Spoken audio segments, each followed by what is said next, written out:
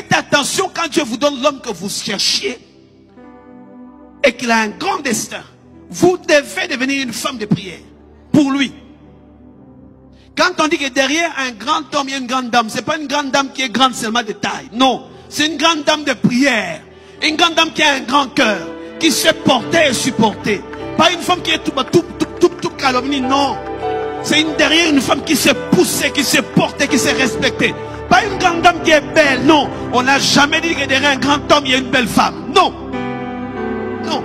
On n'a jamais dit que derrière un grand homme, il y a une femme qui a beaucoup étudié. Non. Une femme qui est derrière, c'est une femme qui pousse, qui fait avancer les choses, qui soutient, qui donne tout ce que l'homme a besoin pour que l'homme soit devant. La grande dame ne voudra jamais être devant. Elle veut toujours être derrière pour assurer la sûreté de la maison. Les bonnes femmes ne cherchent jamais à être devant l'époux. Non, non. S'il y a une grande dame devant, c'est qu'il y a un homme faible derrière. Elle a affaibli son homme pour être devant et elle sera attaquée. Pourquoi? Parce qu'il y a inimitié entre Satan et la femme. Quand l'homme est placé devant, l'homme a l'autorité, l'ennemi ne peut pas atteindre. Parce que l'homme est le gardien. C'est à lui qu'on donne l'autorité. Derrière un homme, il n'y a pas une femme belle. Il y a une femme qui est sage, qui bâtit la maison. Il y a une femme qui n'est pas querelleuse. Il y a une femme qui porte le poids. On la voit pas, c'était la fondation. On ne cherche pas à voir la fondation. On peut voir les murs, on peut apprécier les murs. Mais soit cette femme qui est la fondation de ce grand bâtiment que tout le monde apprécie. Tout le monde apprécie le bâtiment, mais on n'apprécie pas la fondation. Alors que c'est la fondation qui tient le bâtiment. Je prie que tu sois une femme fondation.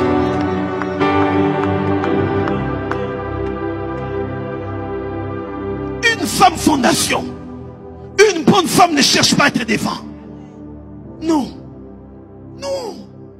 Parce que la position qu'elle occupe, c'est elle qui fait que le foyer tient. Elle porte, elle soutient, elle supporte. On ne la voit pas. Elle ne cherche pas à dire, moi on ne me voit pas. La fondation ne l'écrit pas. La fondation ne l'écrit pas.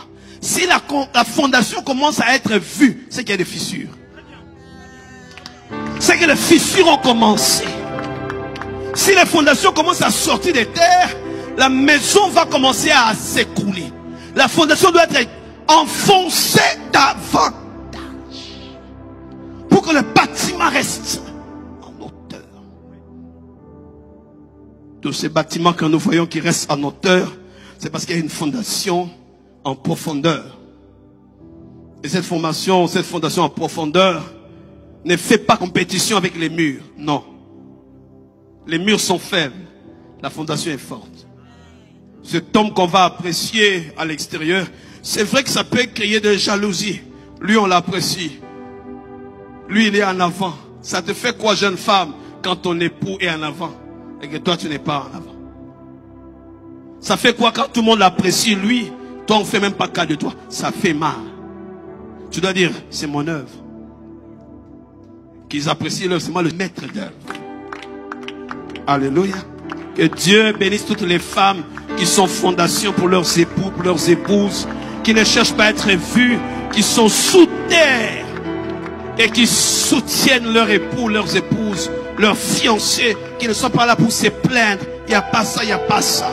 L'homme prend les projecteurs, l'homme prend la lumière. Elle n'est pas vue, mais elle n'est pas jalouse.